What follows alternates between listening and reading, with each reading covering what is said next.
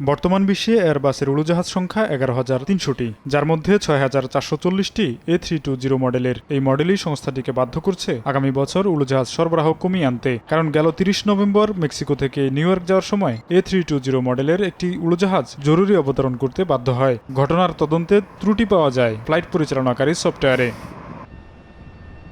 সংস্থাটি বলছে সূর্যের অতিরিক্ত তাপের কারণে একটি সফটওয়্যার ভুল তথ্য সরবরাহ করে থাকতে পারে। এর কয়েকদিন আগে নিয়মিত পরীক্ষায় কয়েক হাজার উড়োজাহাজের ফিউজেলাস প্যানেলে ত্রুটি পায় এয়ারবাস। মেরামতের অপেক্ষায় এসব উড়োজাহাজের অন্তত 40%। এছাড়া সফটওয়্যার জটিলতা সমাধানের অপেক্ষায় 6,000-এর বেশি উড়োজাহাজ।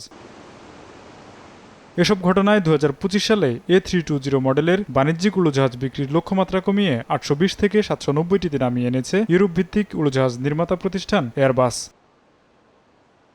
তোফাজ্জল হোসাইন, সময় সংবাদ।